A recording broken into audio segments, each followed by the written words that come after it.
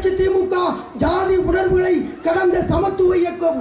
அண்ணல் அம்பேத்கருடைய திருவுருவப் படத்தை அங்கம்பாக்கத்திலே வாழுகிற தாய்மார்களே, பெரியோர்களே, உங்கள் வீட்டிலே வைத்திருக்கிறீர்கள். ஆனால் அதை நாடாளுமன்றத்திலே திறந்து வைத்த தலைவன் எங்கள் தலைவன் வைகோ. காஞ்சிபுரத்திலே பிறந்த தாத்தா ரெட்டமலை சீனிவாசனுக்கு தபால் தலை பெற்று தந்து அவருக்கு பெருமை தேடி தந்த தலைவன் எங்கள் தலைவன் வைகோ.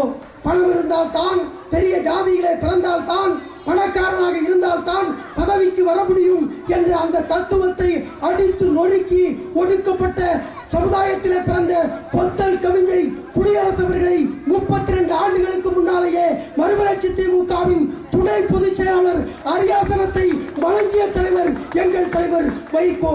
அண்ணன் ஒடுக்கப்பட்ட மக்களின் தலைவராக விளங்குகிற விடுதலை சிறுத்தைகளின் தலைவர் அண்ணன் திருமாவளவரை இன்றைக்கு 8 திசையிலும் சென்று பாராட்டி போற்றிய ஒரே திராவிட இயக்க தலைவன் எங்கள் தலைவன் வைகோ. அண்ணன் திருமாவளவனுடைய தாயார் காலிலே 10,000 பேர் திரண்டிருக்கிற கூட்டத்திலே விழுந்து வழங்கி, அன்னையே எனக்கு ஆசி வழங்குங்கள் என்று கேட்ட தலைவன் என்னுடைய தலைவன் வைகோ. உரையாற்றி கொண்டிருக்கிற மணிவேந்தன் தாழ்த்தப்பட்ட சமுதாயத்திலே பிறந்தவன், ஒரு கைநாட்டு பெற்றோருக்கு மகனாக பிறந்தவன். என்னை ஒரு அறிவாளியாக்கி உங்கள் முன்னாலே நிற்க வைத்திருக்கிற தலைவன் எங்களுடைய தலைவன் வைகோ.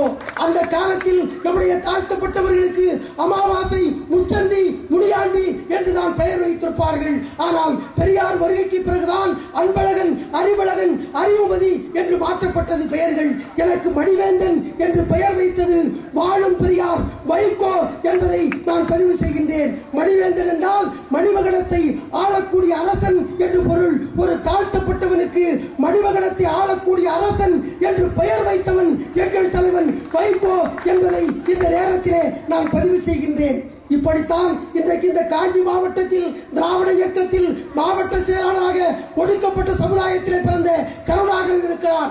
ஒன்றிய செயலாளராக எங்கள் ஏழுமலை இருக்கிறார் என்று சொன்னால், ஜாதி மதங்களை கடந்து மறுமலர்ச்சி திமுக ஒரு சமத்துவ இயக்கமாக இந்த மண்ணிலே செயலாற்றி கொண்டிருக்கிறது என்பதை இந்த நேரத்திலே சொல்லி, இந்த கிராமத்திற்குள்ளே நான் வருகிற போது இளைஞர்கள் என் கரத்தை பற்றி கொண்டு, அண்ணா எங்கள் கிராமத்திற்கு வந்ததற்கு நன்றி நன்றி என்று நாமதேவன் உள்ளிட்ட இளைஞர்களின் இடத்திலே சொன்னார்கள்.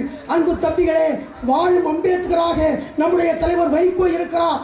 வாழும் ரெட்டமலை சீனிவாசனாக நம்முடைய தலைவர் வைகோ இருக்கிறார். அந்த தலைவனுக்கு தோள் கொடுங்கள், துணையருங்கள் என்று சொல்லி விடைபெறுகிறேன். நன்றி, வணக்கம்.